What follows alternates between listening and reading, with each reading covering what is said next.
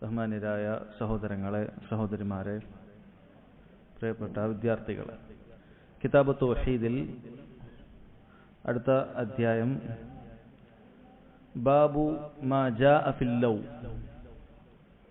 Love എന്ന വിഷയത്തിൽ വന്ന ലൗ എന്ന വിഷയവുമായി ബന്ധപ്പെട്ട് വന്ന കാര്യങ്ങൾ വിശദീകരിക്കുന്ന അധ്യായം എന്നാണ്. ലൗ എന്നുള്ളത് ഒരു അറബി പദമാണ്, നിങ്ങൾക്കറിയാം. അതൊരു ഹർഫാണ്. അതിനെക്കുറിച്ച് പറയുന്നത് ഹർഫും തിനാഇൻ ലിംതിനാ എന്നാണ് അറബി ഭാഷയിൽ അതിനെക്കുറിച്ച് പറയുക. ലൗ എന്ന് പറഞ്ഞു കഴിഞ്ഞാൽ അതായത് ഒരു കാര്യമില്ലെങ്കിൽ മറ്റൊന്നില്ല എന്നറിയിക്കുന്ന ഒരു വാക്കാണത്. ഒരാള് പറയാണ് തന്റെ മകനോട്, നീ കിതാബ് തൗഹീദ് ഹിഫ്ളാക്കിയാൽ ഞാൻ ഇന്ന സമ്മാനം നിനക്ക് വാങ്ങിത്തരും എന്ന് പറയും. കിതാബ് തൗഹീദ് ഹിഫ്ളാക്കിയില്ല, അതുകൊണ്ട് ഉപ്പ മകനോട് പറഞ്ഞു, ഞാൻ എന്നാൽ ഈ സമ്മാനം നിനക്ക് വാങ്ങിത്തരില്ല. എന്തുകൊണ്ടാണ്? കിതാബ് തൗഹീദ് ഹിഫ്ളാക്കിയിട്ടില്ല. അതായത് ലൗ ഹഫിൾത കിതാബ് തൗഹീദ് ലഅതൈതു കദാ വകദാ, ഇന്നത് കിതാബ് തൗഹീദ് നീ ഹിഫ്ളാക്കിയിട്ടുണ്ടെങ്കിൽ ഞാൻ ഇന്നത് തരും, ഇന്നത് തരും എന്നാണ് പറഞ്ഞത്. അപ്പൊ അത് ഇല്ലാത്തത് കൊണ്ട് ഇതില്ല, അത് ഹിഫ്ളില്ലാത്തതുകൊണ്ട് അതിന്റെ സമ്മാനം ഇല്ല. അതാണ് ആ ലൗ എന്ന് പറയുന്ന വാക്കിന് അർത്ഥം. അതാണ് ഹർഫും തിനാഇൻ ലിംതിനാ എന്നാണ് ആ വാക്കിന് അറബിയിൽ തന്നെ പറയുന്ന പേര്. അതായത് ഒന്നിന്റെ അഭാവം മറ്റൊന്നിന്റെ അഭാവത്തെ അറിയിക്കുന്നു എന്നാണ് ആ വാക്ക് കൊണ്ട് ഉദ്ദേശിക്കുന്നത്. നബി സല്ലല്ലാഹു അലൈഹി വസല്ലം അത് ഹദീസിൽ ഉപയോഗിച്ചിട്ടുള്ളതാണ് ലൗ എന്നുള്ള വാക്ക്. അപ്പൊ ലൗ എന്നുള്ള വിഷയത്തിൽ ഒരൊറ്റ അഭിപ്രായമല്ല ലൗ എന്നുള്ള വാക്ക് ഉപയോഗിക്കാമെന്നോ അല്ലെങ്കിൽ ഉപയോഗിക്കാൻ തീരെ പാടില്ല എന്നോ ഒറ്റ അഭിപ്രായമല്ല. അതുകൊണ്ടാണ് അദ്ദേഹം ബാബു മാ ജാഅ ഫിൽ ലൗഇന്റെ വിഷയത്തിൽ വന്നത് എന്ന് പറഞ്ഞു കൊടുത്തത്. അപ്പൊ അതിൽ അനുവദനീയമായത് ഏതാണ്, അനുവദനീയമല്ലാത്തത് ഏതാണ് എന്ന് വേർതിരിച്ച് മനസ്സിലാക്കുന്നതിന് വേണ്ടിയിട്ടാണ്. അപ്പൊ അങ്ങനെ എല്ലാ രൂപത്തിലുള്ളതും ലൗ കൊണ്ടുള്ള ഉപയോഗമുണ്ട്. അപ്പൊ അതിലൊന്നാമത്തേത് അനുവദനീയമല്ലാത്തത്, ഹറാമായത്, ഉപയോഗിക്കാൻ പാടില്ലാത്തത്, ലൗ എന്നുള്ള വാക്ക് ഒരാൾ ഖദറിനോടുള്ള ഒരു പ്രതിഷേധാർഹം അയാൾ പറയുന്നതാണ്. അതായത് അയാൾക്ക് എന്തെങ്കിലുമൊക്കെ സംഭവിച്ചു, അതിനൊരു പ്രതിഷേധം, അങ്ങനെ സംഭവിക്കാൻ പാടില്ലായിരുന്നു എന്ന്, ഇങ്ങനെ ചെയ്യാൻ പാടില്ലായിരുന്നു, അങ്ങനെ ചെയ്തില്ലായിരുന്നെങ്കിൽ ഇങ്ങനെ നടക്കില്ലായിരുന്നു എന്ന് ഖദറിന് അയാൾക്ക് വന്ന വിധിയിൽ അയാൾ തൃപ്തി കാണിക്കാതെ അതിനോടൊരു പ്രതിഷേധാർഹം അയാൾ പറയുന്നതാണ് എങ്കിൽ അത് ഹറാമാണ്. അങ്ങനെ പറയാൻ പാടില്ല. കാരണം അത് തൗഹീദിനെ തന്നെ ബാധിക്കുന്ന ഒരു കാര്യമാണ്. അല്ലാഹു സുബ്ഹാനഹു വ തആലയുടെ ഖളാ ഖദറിൽ വിശ്വസിക്കുക. ഖളാ ഖദറിന്റെ അധ്യായം ഇൻഷാ അല്ലാഹ് 2 അധ്യായത്തിനപ്പുറം വരുന്നുണ്ട്. ഈ അധ്യായങ്ങളെല്ലാം തന്നെ ഖദറുമായി ഒരു നിലക്ക് ബന്ധപ്പെട്ട അധ്യായങ്ങളാണ്. ഇനി ഒരു 4 അധ്യായങ്ങൾ അദ്ദേഹം വിശദീകരിക്കുന്നത്. അപ്പൊ അത് വിശദീകരണം ഇൻഷാ അല്ലാഹ് പിന്നീട് വരും. അപ്പൊ തൗഹീദിനുള്ള ഒരു കോട്ടം തന്നെയാണത്. അയാൾക്ക് സംഭവിച്ച കാര്യങ്ങൾ അല്ലാഹു സുബ്ഹാനഹു വ തആല തീരുമാനിച്ചതാണ് എന്നത് ഉൾക്കൊള്ളാതെ അതിൽ ഒരു പൊറുതികേട് കാണിച്ചുകൊണ്ട് അതിൽ അവൻ അതൃപ്തി അറിയിക്കുക ഈ വാക്ക് ഉപയോഗിച്ചുകൊണ്ട്, അത് ഹറാമായ കാര്യമാണ്. അങ്ങനെ ചെയ്തില്ലായിരുന്നെങ്കിൽ ഇങ്ങനെ നടക്കില്ലായിരുന്നു എന്ന് പറഞ്ഞിട്ട് അയാൾ ഈ വാക്ക് ഉപയോഗിക്കുകയാണ് എങ്കിൽ അത് ഹറാമായ കാര്യമാണ് എന്നാണ്. രണ്ടാമത്തെ കാര്യം, ഇത് അനുവദനീയമായ രൂപമാണ്. അഥവാ അയാൾ ശർഇനോടുള്ളൊരു പ്രതിഷേധം എന്നുള്ള നിലക്ക് പറയുന്നതല്ല, മറിച്ച് ഒരു ഉപകാരപ്രദമായ ഒരു കാരണം എന്നുള്ള നിലക്ക് പറയുകയാണ്. അതായത് നീ ഇന്ന രൂപത്തിൽ ചെയ്യുകയാണെങ്കിൽ അത് കുറച്ചുകൂടി മെച്ചപ്പെടുമായിരുന്നു എന്നൊക്കെ ആൾക്കാർ പറയാറുണ്ട്. നീ ഈ രൂപത്തിലുള്ള ഒരു വഴി തെരഞ്ഞെടുത്തിട്ടുണ്ടെങ്കിൽ ഇങ്ങനെ നന്നാകുന്ന ഒരു വഴിയാണത്. അതായത് ഒരു ഉപകാരപ്രദമായ ഒരു കാര്യം സജസ്റ്റ് ചെയ്യുക എന്നുള്ളത് മാത്രമേ ഉള്ളൂ. അല്ലാതെ ഖദറിനെ നിഷേധിക്കുന്ന ഒരു രൂപത്തിൽ, അതിനൊരു പ്രതിഷേധം പറയുന്ന രൂപത്തിൽ അങ്ങനെ ഇല്ല. നബി സല്ലല്ലാഹു അലൈഹി വസല്ലം ഇങ്ങനെ ഒരു വാക്ക് ശറഇൽ ഉപയോഗിച്ചത് കാണാൻ സാധിക്കും. ഹജ്ജിന്റെ വേളയിൽ ആയിഷ റളിയല്ലാഹു അൻഹയോട് പറയുന്നുണ്ട്, നബി സല്ലല്ലാഹു അലൈഹി വസല്ലമയുടെ ഹജ്ജ് നിങ്ങൾ ചിലരെങ്കിലും മനസ്സിലാക്കിയതുപോലെ അവിടുന്ന് സ്വഹാബികൾ ചെയ്തതുപോലെ ആയിരുന്നില്ല. അഥവാ സ്വഹാബികൾ പലരും ചെയ്തതുപോലെ ആയിരുന്നില്ല അവിടുന്ന് ഹജ്ജ്. അത് ഹജ്ജ് 2-3 രൂപമുണ്ട്. ഹജ്ജിന് ഖിറാൻ എന്ന് പറയുന്ന ഹജ്ജും ഉംറയും ഒരുമിച്ച് ചെയ്യുന്ന രൂപമുണ്ട്. അല്ലെങ്കിൽ പൊതുവെ നമ്മുടെ നാട്ടിൽ നിന്നും ആളുകൾ ചെയ്യുന്നത് പോലെ ഉംറ ചെയ്ത് തഹല്ലുലായി പിന്നീട് ഹജ്ജിന്റെ ദിവസം ദുൽഹിജ്ജ 8-ന് ഇഹ്റാം കെട്ടിയിട്ടുള്ള ഹജ്ജു തമത്തു ഉണ്ട്. അപ്പോൾ നബി സല്ലല്ലാഹു അലൈഹി വസല്ലം തമത്തു അല്ല ചെയ്തിരുന്നത്. അതിന് കാരണം അവിടുന്ന് ബലിമൃഗത്തെ പോകുമ്പോൾ കൊണ്ടുപോയി എന്നാണ്. അപ്പോൾ ബലിമൃഗത്തെ മക്കയിലേക്ക് കൊണ്ടുപോയ ആളുകളെ സംബന്ധിച്ചിടത്തോളം അവർക്ക് ഉംറ കഴിഞ്ഞ് അങ്ങനെ തഹല്ലുലാകാൻ പാടില്ല, തലവടിക്കാൻ പാടില്ല. അവർ ഉംറയെ ഹജ്ജിലേക്ക് പ്രവേശിപ്പിക്കുകയാണ് ചെയ്യുക. ഹജ്ജും ഉംറയും ഒരുമിച്ച് ചെയ്യുക, അതാണ് ഖിറാൻ എന്ന് പറയുക. പക്ഷേ നല്ലത് തമത്തു ആണ് എന്ന് അറിയിക്കുന്ന രൂപത്തിൽ, അതായത് ഉംറ കഴിഞ്ഞ് തഹല്ലുലായി പിന്നീട് ഹജ്ജ് ചെയ്യുക എന്നുള്ള രീതിയാണ് നല്ലത് എന്ന് അറിയിക്കുന്നതിനായിട്ട് തന്നെ നബി സല്ലല്ലാഹു അലൈഹി വസല്ലം അപ്പോൾ പറഞ്ഞ കാര്യം ഇങ്ങനെയായിരുന്നു: ലൗ ഇസ്തഖ്ബൽതു മിൻ അംരി മസ്തദ്ബർതു മാ സുഖ്തുൽ ഹദി വലഹലൽതു മഅൻ നാസി ഹീന ഹല്ലു. എനിക്ക് ഇപ്പോൾ വന്നു കിട്ടിയ, നബി സല്ലല്ലാഹു അലൈഹി വസല്ലം ഇപ്പോൾ വന്നു കിട്ടിയ അറിവ് നേരത്തെ അറിയുമായിരുന്നെങ്കിൽ ഞാൻ ബലിമൃഗത്തെ കൊണ്ടുവരില്ലായിരുന്നു. അതുപോലെ ജനങ്ങളോടൊപ്പം ഞാൻ തഹല്ലുലാകുമായിരുന്നു. നബി സല്ലല്ലാഹു അലൈഹി വസല്ലം തഹല്ലുലായിട്ടില്ല എന്നർത്ഥം. മുഴുവൻ ഹജ്ജ് കഴിഞ്ഞിട്ടാണ് തഹല്ലുലായത്. അപ്പൊ അതിന് പണ്ഡിതന്മാർ പറഞ്ഞത് രണ്ട് രൂപത്തിലാണ്. ഒന്നുകിൽ തമത്തു ആണ് അഫ്ളൽ എന്ന് നബി സല്ലല്ലാഹു അലൈഹി വസല്ലം അവിടെ അറിയിക്കുകയാണ്. അപ്പോൾ ഒരു കാര്യം അഫ്ളൽ ഇന്ന രൂപത്തിലാണ് എന്ന് പറയാൻ ലോ ഉപയോഗിക്കാം. അതല്ലെങ്കിൽ അടുത്ത പ്രാവശ്യം ഞാൻ ഹജ്ജ് ചെയ്യുകയാണ് എങ്കിൽ ഞാൻ തമത്തു ആയിട്ടാണ് ഹജ്ജ് ചെയ്യുക. അപ്പൊ ഭാവിയിൽ ഇങ്ങനെ ആയിരുന്നെങ്കിൽ ഞാൻ അങ്ങനെ ചെയ്യും എന്ന രൂപത്തിൽ അത് പറയുന്നതും തെറ്റല്ല. അങ്ങനെ പറയുന്നതും തെറ്റല്ല. അത് ശറഇനോടുള്ള ഒരു പ്രതിഷേധം എന്നുള്ള നിലക്കല്ല, മറിച്ച് അത് ഒരു ഉപകാരപ്രദമായ അല്ലെങ്കിൽ കൂടുതൽ നല്ലതിനെ അറിയിക്കുന്നതിന്, ഭാവിയിൽ ഇനി ഇങ്ങനെയാണ് ഞാൻ ചെയ്യുക എന്നൊക്കെ അറിയിക്കലേ അതിലുള്ളൂ. ഞാൻ ഇനി ചെയ്യുകയാണെങ്കിൽ ഇങ്ങനെ ചെയ്യും, അല്ലെങ്കിൽ ഇന്ന് ഈ രൂപത്തിലായിരുന്നില്ലെങ്കിൽ ഞാൻ അങ്ങനെ ചെയ്യും എന്നൊക്കെ ആണ് പറയുക. അപ്പോൾ എന്തെങ്കിലും ഒരു വഴിയിൽ ഒരാൾ വന്നതും എനിക്ക് ഇങ്ങനെ ഒരു പ്രയാസം വന്നില്ലായിരുന്നെങ്കിൽ ഞാൻ ഈ ഒരു വഴിയിലേ പോകുമായിരുന്നുള്ളൂ എന്നൊക്കെ ഒരാൾ പറയുന്നത് ഇത് ശറഇനോട് ഒരു വെറുപ്പ് കാണിച്ച് പറയുന്നതല്ല, മറിച്ച് മറ്റേ വഴിയാണ് നല്ലത് എന്ന് എല്ലാവർക്കും അറിയിച്ചു കൊടുക്കാൻ വേണ്ടിയിട്ട് പറയുന്നു എന്ന് മാത്രം. അത് കഴിഞ്ഞു പോയ കാര്യത്തിനും അങ്ങനെ ഒരു ഉപകാരപ്രദമായ ഒരു അറിവ് നൽകാൻ വേണ്ടിയിട്ടാണെങ്കിൽ പറയാം എന്നാണ് പണ്ഡിതന്മാർ അതിന് ഉദാഹരണം പറയാറുള്ളത്. ഒരാളുടെ വാഹനം അയാൾ വേണ്ടതുപോലെ ഒന്നും റിപ്പയർ ചെയ്തിട്ടില്ല, ഉദാഹരണത്തിന് ബ്രേക്ക് നന്നാക്കിയിട്ടില്ല, അതല്ലെങ്കിൽ ടയർ തേഞ്ഞിട്ടുണ്ട് അത് മാറ്റിയിട്ടില്ല, അങ്ങനെ അപകടമുണ്ടായി, സ്വാഭാവികമായി സ്ലിപ്പായിട്ട് എന്തെങ്കിലുമൊക്കെ പറ്റി ബ്രേക്ക് ഇല്ലാത്തതിന് കൊണ്ട് പോയി അടിച്ചു.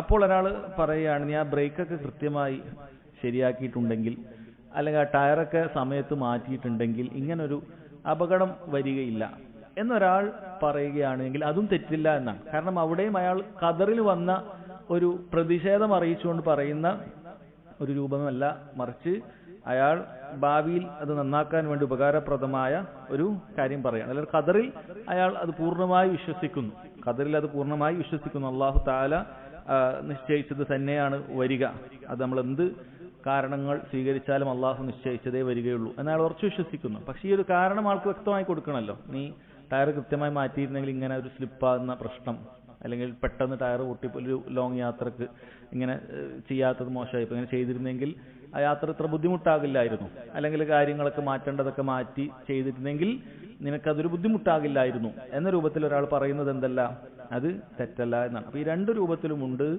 എന്ന് നമ്മൾ മനസ്സിലാക്കുക. ഇനി ഇതിൽ മുനാഫിക്കുകൾ പറഞ്ഞ ഒരു വാക്കാണ്, അവർ ലൗ ഉപയോഗിച്ചുകൊണ്ട് ഷറഇനെയും ഖദറിനെയും ഒക്കെ നിഷേധിച്ചുകൊണ്ട് പറഞ്ഞൊരു വാക്കാണ് അദ്ദേഹം ലൗ എന്നുള്ള വാക്ക് പറയാൻ പാടില്ലാത്തതായിട്ടുള്ളത് തെളിവായി പറഞ്ഞിട്ടുള്ളത്. നോക്കാം. ഖാല അൽ മുസന്നിഫ് റഹിമഹുല്ലാഹ് വഖൗലില്ലാഹി തആല, അല്ലാഹു തആല പറഞ്ഞു, അതായത് മുനാഫിക്കുകൾ പറഞ്ഞ കാര്യം അല്ലാഹു തആല സൂറത്തു ആലു ഇമ്രാനിൽ നമുക്ക് അറിയിച്ചു തരികയാണ്.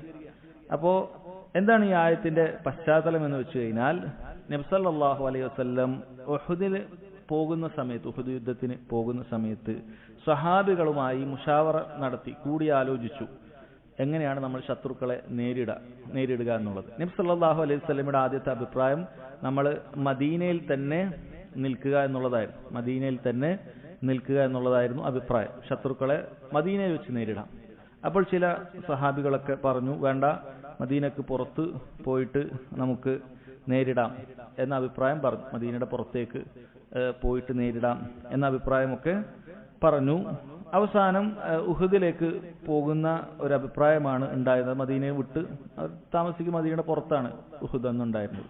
പുറത്തേക്ക് പോകുക എന്നുള്ള അഭിപ്രായമാണ് ഉണ്ടായിരുന്നത്. ആ അഭിപ്രായം സ്വീകരിച്ച് നബി സല്ലല്ലാഹു അലൈഹി വസല്ലം പടച്ചട്ടയൊക്കെ അണിഞ്ഞതിന് ശേഷം മുനാഫിക്കുകളിൽ ചിലർ പറഞ്ഞു, നമുക്ക് മദീനയിൽ നിൽക്കാം, അതാണ് നല്ലത് എന്ന് പറഞ്ഞതാണ്. അതായത് അവരെ സംബന്ധിച്ചിടത്തോളം യുദ്ധം എപ്പോഴും അവർക്കൊരു ബുദ്ധിമുട്ടായിരുന്നു. യുദ്ധം എന്തെങ്കിലുമൊക്കെ കാരണം പറഞ്ഞ് യുദ്ധത്തിൽ നിന്ന് പിന്മാറുക എന്നുള്ളത് മുനാഫിക്കുകളുടെ സ്വഭാവമായിരുന്നു. അങ്ങനെ മുനാഫിക്കുകൾ പറഞ്ഞു, നമുക്ക് പോണ്ട, പുറത്തേക്ക് പോകേണ്ടതില്ല, മദീനയിൽ തന്നെ നിൽക്കാമെന്ന് പറഞ്ഞു.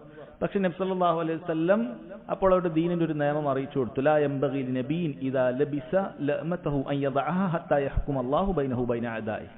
ഒരു പ്രവാചകന് യുദ്ധത്തിന് വേണ്ടി പടച്ചട്ട കെട്ടിയാൽ പിന്നീട് ഒരു തീരുമാനമാകുന്നത് വരെ, ഒരു യുദ്ധം നടന്ന് ഒരു തീരുമാനമാകുന്നത് വരെ അത് അയച്ചു വെക്കാൻ പാടില്ല എന്ന് നബി സല്ലല്ലാഹു അലൈഹി വസല്ലം അറിയിക്കുകയുണ്ടായി. അങ്ങനെ നബി സല്ലല്ലാഹു അലൈഹി വസല്ലമയും സഹാബത്തും ഉഹദിലേക്ക് പുറപ്പെടുകയുണ്ടായി.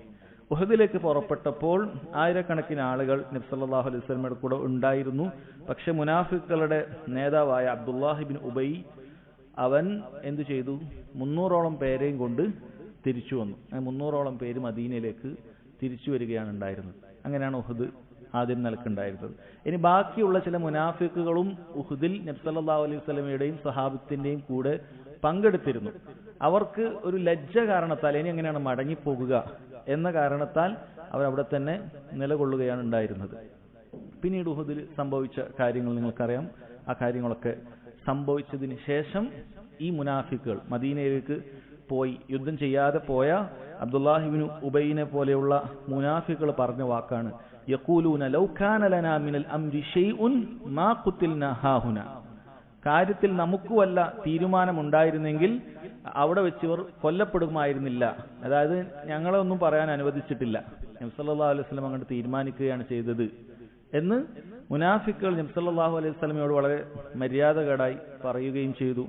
അതുപോലെ അവർ ധരിച്ചു അവിടെ ഉഹുദിലായതുകൊണ്ടാണ് മരണപ്പെട്ടത്, മദീനയിലായിരുന്നെങ്കിൽ മരണപ്പെടുകയില്ല എന്ന് പറഞ്ഞ് ഖദറിൽ സംഭവിച്ചൊരു കാര്യത്തെക്കുറിച്ച് അവർ ആക്ഷേപിച്ച് അവർ പറയുകയും ചെയ്തു. ഞങ്ങൾ മദീനയിൽ തന്നെ നിന്നിരുന്നെങ്കിൽ അത് മരിക്കുമായിരുന്നില്ല, അവിടെ പോയി ഉഹുദിൽ പോയി നിന്നതുകൊണ്ടാണ് മരിച്ചത് എന്ന രൂപത്തിൽ ഖദറിനോടും അവർ പ്രതിഷേധം രൂപത്തിലാണ് സംസാരിച്ചത്. അപ്പൊ ഖദറിനോടുള്ള പ്രതിഷേധമാണ്. നബി സല്ലല്ലാഹു അലൈഹി വസല്ലമയോടുള്ള മര്യാദകേട് കാണിച്ചു. കാരണം യുദ്ധത്തിന് പോയി പിന്തിരിഞ്ഞോടുക എന്ന് പറയുന്നത് വൻപാപത്തിൽപ്പെട്ട കാര്യമാണ്. അങ്ങനെ ചെയ്യാൻ പാടില്ല. അതും ഈ മുനാഫിക്കുകൾ 300ഓളം വരുന്ന ആളുകൾ അവർ ചെയ്യുകയുണ്ടായി. നമ്മൾ പറയുന്നത് സ്വഹാബികളിൽ ചിലർ പിന്തിരിഞ്ഞോടിയ കാര്യമല്ല, അത് വേറെ സംഭവമാണ്, യുദ്ധം തുടങ്ങിയതിനു ശേഷമാണ്. ഇതല്ലാതെ തന്നെ മുനാഫിക്കുകൾ ഈ രൂപത്തിൽ പിരിഞ്ഞു വന്നിരുന്നു. അതാണ് മുസ്ലിമീങ്ങൾക്ക് വലിയ ഉപദ്രവം ഉണ്ടാക്കിയിരുന്നത് മുനാഫിക്കുകളുടെ ഒപ്പം. കാരണം മുനാഫിക്കുകൾ ആരാണ് എന്നുള്ളത് കൃത്യമായി മനസ്സിലാക്കാൻ സാധിക്കുകയില്ല. അവർ ബാഹ്യമായ സഹാബികളെ പോലെയാണ് പെരുമാറുക, പക്ഷേ അവരുടെ ഉള്ളിൽ ഇസ്ലാം വിശ്വസിച്ചിരുന്നില്ല.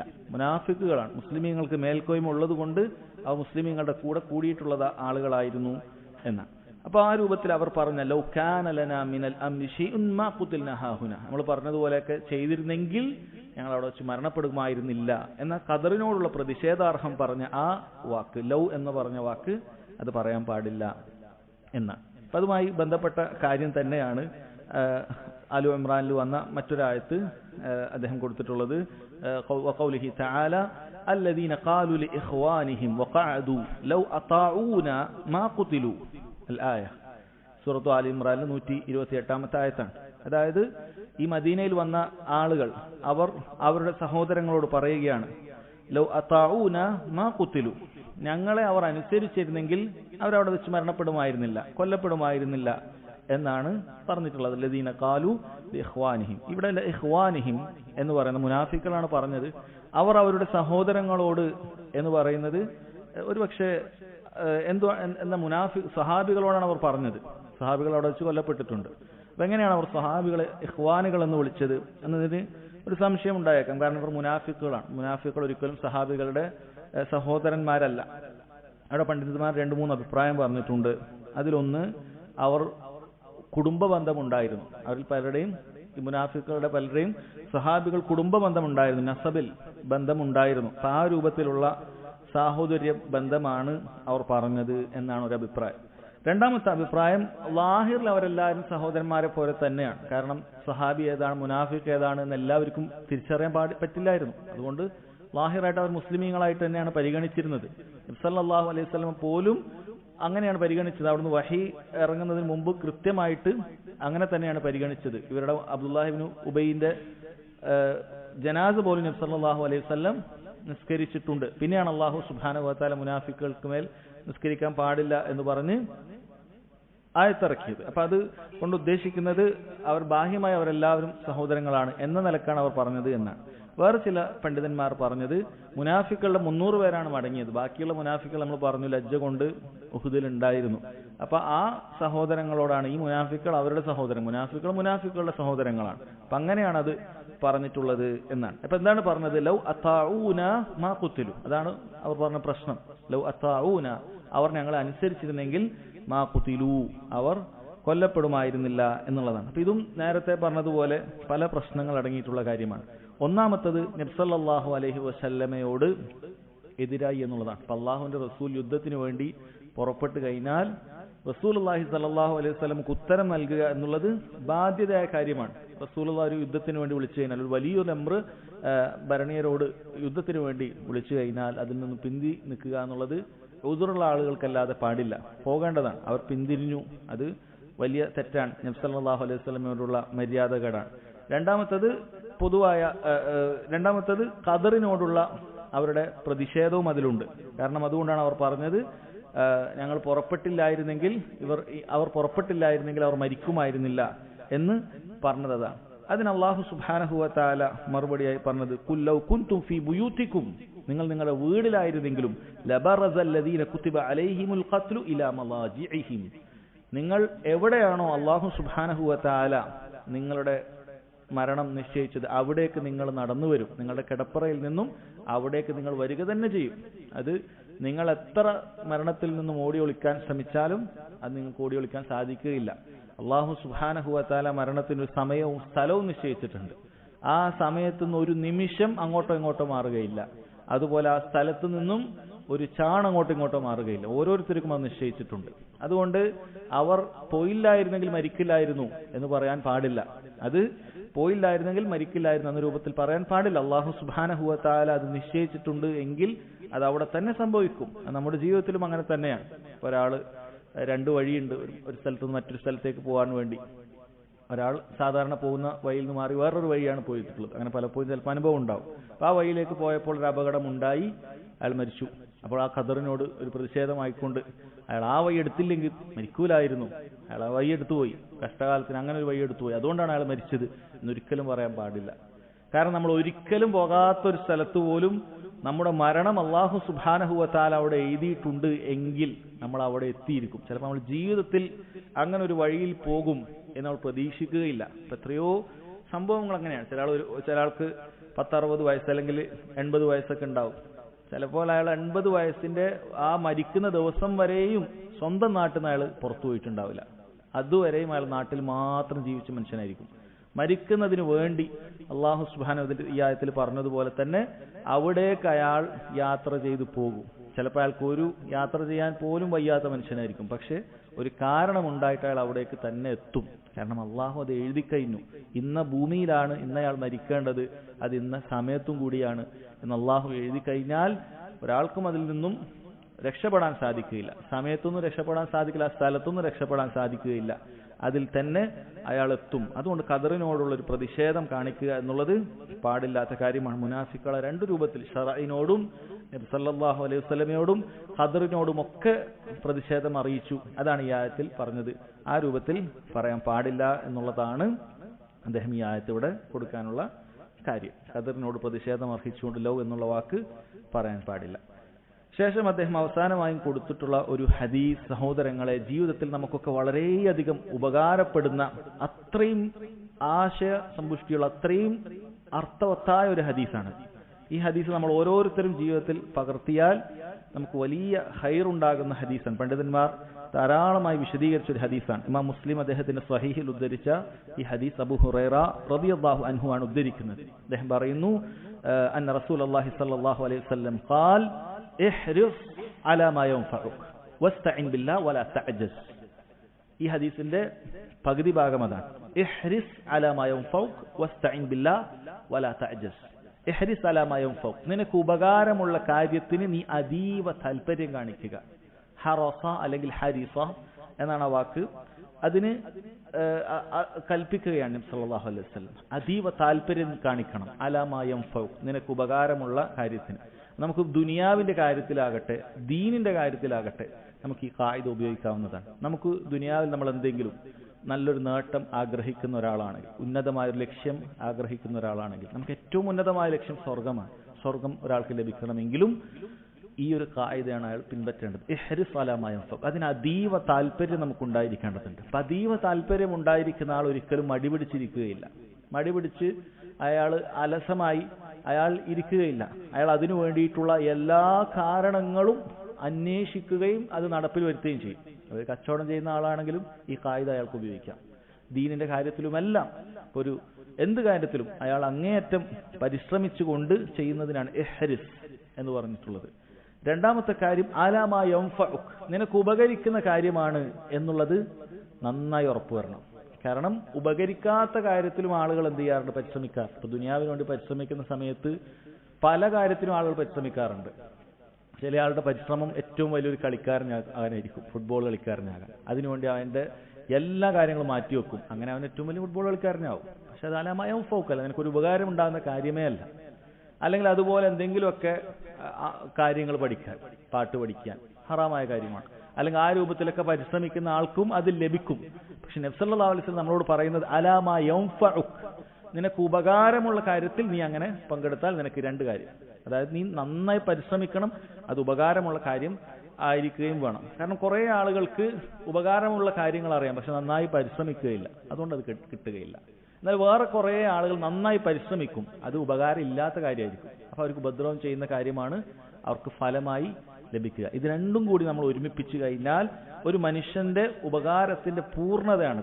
അയാൾക്ക് ലഭിക്കുന്ന കാര്യം ഉപകാരമുള്ളൊരു കാര്യത്തിന്റെ പൂർണ്ണതയാണ് ഈ രണ്ട് കാര്യം ഒരുമിപ്പിക്കുക എന്നുള്ളത്. അങ്ങേയറ്റം പരിശ്രമിക്കുക, അത് അയാൾ ഉപകാരമുള്ള കാര്യത്തിലാണ് എന്നുള്ളത് ഉറപ്പുവരുത്തുക. ഇതാണ് നബി സല്ലല്ലാഹു അലൈഹി വസല്ലം ഒന്നാമതായി പറഞ്ഞത്. അപ്പൊ ഇവിടെ സബബുകളൊക്കെ നമ്മൾ പരമാവധി സ്വീകരിക്കണം എന്നുള്ള കാര്യമൊക്കെ ഇതിൽ ഉൾക്കൊണ്ടു. ഇത് മാത്രം ഉൾക്കൊണ്ട ഒരാൾ ഒരു പക്ഷേ സബബുകളിൽ മാത്രം ബരമേൽപ്പിക്കാൻ, അള്ളാഹുവിനെ മറക്കാനുള്ള സാധ്യതയൊക്കെ ഉണ്ട്. എല്ലാ കാര്യങ്ങളൊക്കെ ഉൾക്കൊണ്ടു ഉപകാരമുള്ള കാര്യമാണെന്നൊക്കെ നോക്കി പരിശ്രമിച്ചു. അപ്പോൾ ഇത് നബി സല്ലല്ലാഹു അലൈഹി വസല്ലം രണ്ടാമത്തെ കാര്യം വസ്തഈൻ ബില്ലാഹ്, നീ അള്ളാഹുവിന്റെ സഹായം തേടണം. ഈ ചെയ്യുന്ന സമയത്ത് റബ്ബിന്റെ സഹായം വേണം. നിനക്ക് ഉപകാരമുള്ള കാര്യമാണെന്ന് മനസ്സിലായതിന് പരിശ്രമിക്കുമ്പോൾ അള്ളാഹുവിന്റെ സഹായം നീ തേടിക്കൊണ്ടേയിരിക്കണം. കാരണം അള്ളാഹുവാണ് ഈ ഉപകാരമുള്ള കാര്യം നിന്റെ പരിശ്രമത്തിന് ശേഷം നിനക്ക് നൽകേണ്ടത്. അള്ളാഹു താലയാണ്. അതുകൊണ്ട് അവനോടുള്ള സഹായ തേട്ടം എപ്പോഴും വേണം. അല്ലാഹുമ്മ അഇന്നി, അള്ളാഹു എന്നെ സഹായിക്കണമേ. റബ്ബിനോടുള്ള സഹായ തേട്ടം, ലാ ഹൗല വലാ ഖുവത ഇല്ലാ ബില്ലാഹ്, ഒരു കഴിവും ഒരു ശക്തിയും അള്ളാഹു നിന്നെ കൂടാതെ ഇല്ല എന്ന കാര്യം മനസ്സിൽ ഉണ്ടാകേണ്ടതുണ്ട്. വളരെ പ്രധാനപ്പെട്ട കാര്യമാണ്. ഉപകാരപ്രദമായ കാര്യങ്ങൾ, അതിനു വേണ്ടിയിട്ടുള്ള എല്ലാ സബബുകൾ നേടുന്ന സമയത്ത് ഒരിക്കലും നമ്മുടെ തവക്കുലില്ലാതെ ആയി പോകാൻ പാടില്ല. അള്ളാഹുൽ തവക്കുലില്ലാതെ നമ്മുടെ മുന്നിൽ കാണുന്ന ആ സബബുകളിൽ മാത്രം, കാരണങ്ങളിൽ മാത്രം നമ്മുടെ ഖൽബ് ബന്ധിപ്പിക്കുക, ഖൽബ് തഅല്ലുഖാകുക എന്നുള്ളത് പാടില്ല. മറിച്ച് അള്ളാഹുവിനോട് സഹായം തേടണം. അതാണ് നബി സല്ലല്ലാഹു അലൈഹി വസല്ലം രണ്ടാമതായി പറഞ്ഞത് വസ്തഈൻ ബില്ലാഹ്, അള്ളാഹുവിനോട് നീ സഹായം തേടണം. വളരെ പ്രധാനപ്പെട്ട കാര്യമാണ്. ഏതൊരു കാര്യം ചെയ്യുമ്പോൾ ഈ രണ്ട് സ്റ്റെപ്പായി. മൂന്നാമത്തെ കാര്യം വലാ തഅജസ്, നീ അജ്സ് കാണിക്കാൻ പാടില്ല. അജ്സ് എന്ന് പറഞ്ഞാൽ അശക്തി. ഒരാൾക്ക് കഴിവുണ്ടായിട്ടും അയാൾ അതിനൊരു പണിയെടുക്കാതിരിക്കുക. അപ്പോൾ അതിന് ഉദാഹരണമായി പണ്ഡിതന്മാർ പറയുന്നത്, ചില ആൾക്കാർ മടി ഖദറിനെ വെച്ചിട്ട് അയാൾ മടിയന്മാരായി തീരും. അള്ളാഹ് കണക്കാക്കിയിട്ടുണ്ടെങ്കിൽ എനിക്കെല്ലാം എൻ്റെ റിസ്ക്കൊക്കെ വീട്ടിൽ തന്നെ വരും എന്ന് പറഞ്ഞ പണി എടുക്കുകയില്ല. അത് ശരിയല്ല. നിനക്ക് കഴിവുള്ള കാര്യം ഈ പറഞ്ഞ മുന്നത്തെ പോയിന്റുകൾ നീ ശ്രദ്ധിക്കണം. നീ അതിനുവേണ്ടി നന്നായി പരിശ്രമിക്കണം. അതിന്റെ മാർഗങ്ങൾ നീ സ്വീകരിക്കണം. അള്ളാഹുവിനോട് സഹായം തേടി നീ ഇറങ്ങിത്തിരിക്കണം. വലാ തഅജസ്, നീ എനിക്കൊന്നും കഴിയില്ല, ഞാൻ അശക്തനാണ് എന്ന് പറഞ്ഞ് നിങ്ങൾ എന്ത് ചെയ്യാൻ പാടില്ല? വിട്ടുനിൽക്കാൻ പാടില്ല. കാരണം ഒരാൾ അങ്ങനെ അശക്തനായി വിട്ടു നിൽക്കുക എന്ന് പറയുന്നത് അത് അഖ്ലിനോടും ശറഇനോടും യോജിക്കാത്ത കാര്യമാണ്. ബുദ്ധിയോടും ദീനിനോടും യോജിക്കാത്ത കാര്യമാണ്. ഒരാൾ കല്യാണം കഴിക്കാതെ കുട്ടിയുണ്ടാകണം എന്ന് ആഗ്രഹിച്ചുകൊണ്ട് ഒരു കാര്യവുമില്ല, അതുണ്ടാകുന്ന കാര്യമല്ല. അപ്പൊ ബുദ്ധിക്കും എതിരാണ്, ദീനും എതിരാണ്. അതുപോലെ തന്നെ നല്ലൊരു സമ്പാദ്യം ഉണ്ടാക്കണം എന്ന് ആഗ്രഹിക്കുന്ന ഒരാൾ വീട്ടിൽ തന്നെ നിന്നിട്ട് എന്റെ റിസ്ക് എഴുതിയതാണ് എന്ന് പറഞ്ഞ് അതിനുവേണ്ടി പണിയെടുക്കാതെ അശക്തനായി നിൽക്കുകയാണ് എങ്കിൽ അത് ശറഇനും എതിരാണ്, അഖ്ലിനും എതിരാണ്, ബുദ്ധിക്കും എതിരാണ്. അങ്ങനെ ചെയ്യാൻ പാടില്ല. നമുക്ക് വേണ്ട പരിശ്രമങ്ങൾ. അല്ലാഹു സുബ്ഹാനഹു വ തആല എല്ലാവരെയും പോലെ ആകാൻ സാധിക്കുകയില്ല. പക്ഷെ ഓരോരുത്തർക്കും അള്ളാഹു നൽകിയ കഴിവും ശക്തിയൊക്കെ ഉണ്ട്. അപ്പൊ അതിലവൻ പരിശ്രമിക്കുക, അതിനുവേണ്ടി റബ്ബിനോട് സഹായം തേടുക. അങ്ങനെ അവൻ അശക്തി കാണിക്കാതെ അവൻ എന്ത് ചെയ്യുക? കാര്യങ്ങളൊക്കെ ചെയ്യുക. ഇതെല്ലാം പറഞ്ഞത് ഒരു കാര്യം ചെയ്യുന്നതിന് മുമ്പ് ഒരാളുടെ അവസ്ഥയാണ്. അപ്പൊ അതാണ് ഞാൻ 2 പാർട്ട് എന്ന് പറഞ്ഞത്. രണ്ടാമത്തെ പാർട്ട് സഹോദരങ്ങളെ, നബി സല്ലല്ലാഹു അലൈഹി വസല്ലം ഒരു കാര്യം സംഭവിച്ചു കഴിഞ്ഞാൽ നീ എന്ത് നിലപാടെടുക്കണം എന്നുള്ള കാര്യമാണ് പറയുന്നത്.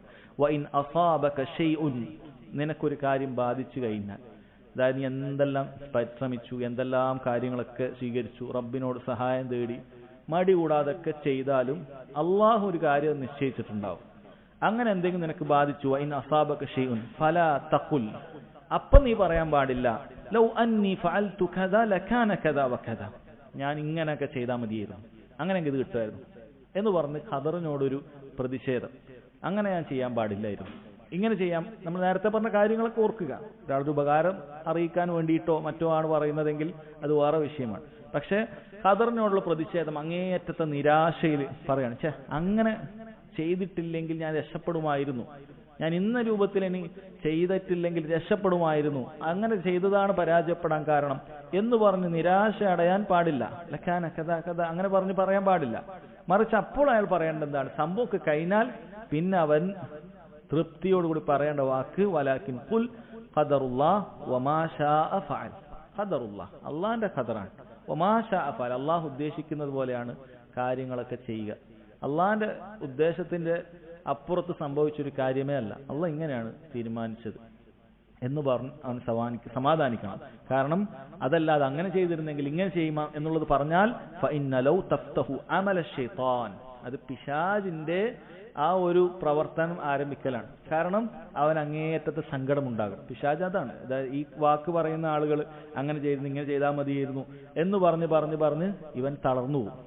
ഈ കാര്യം ഒന്നാമത് പിശാച് ഇവന്റെ മനസ്സിൽ അങ്ങേയറ്റത്തെ വ്യസനം, ദുഃഖം അത് പിശാചിടും. അതുകൊണ്ട് സംഭവിക്കുന്നത് അവൻ ഒന്നാമത് ഇനിയൊരിക്കലും അവൻ പരിശ്രമിക്കാൻ പറ്റാത്ത അവസ്ഥയിലേക്ക് പോകും.